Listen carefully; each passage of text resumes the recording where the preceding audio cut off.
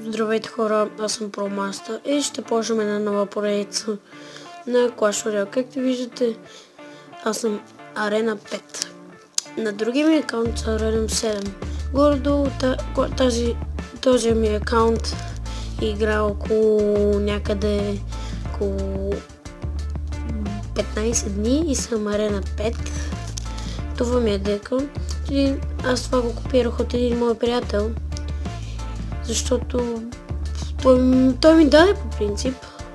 Аз го питах, защото на някои мои приятели аз съм ги питал, не ми дават. И да, ето това ми е. Имам Inferno Tower, Knight, Archers, Arrows, Prince, Valkyria, Baby Dragon, Skeleton Army. Все още съм 5 арена и нямам никакви легендарки.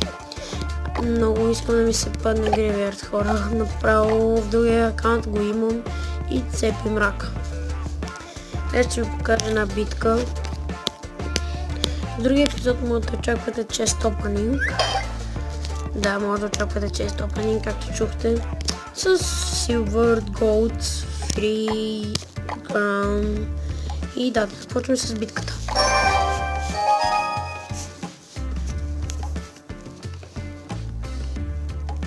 Малко е бавено Wi-Fi, не съм си вкъщи.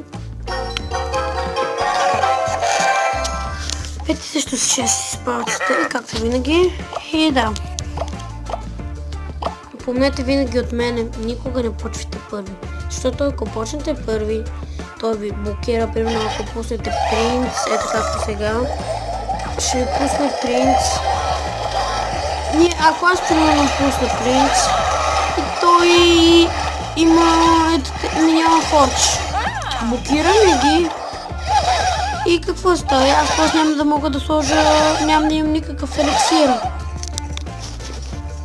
за нищо и ще ми вземат една от кулите. И ето сега ще видите как се прави комбо. Добре, идеално се получава за сега. Един принц, а черките да могат да стрелят балона. Добре, идеално се получава. Един Baby Dragon ето тук.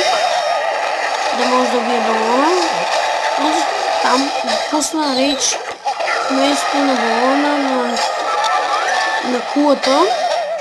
И да, мале хора, не знам също какъв играч играя. Пусна ги Hog Rider, а вижда, че има скелетът в армия. И айде скелетените на хората. Как са се хванали? Golden Chest.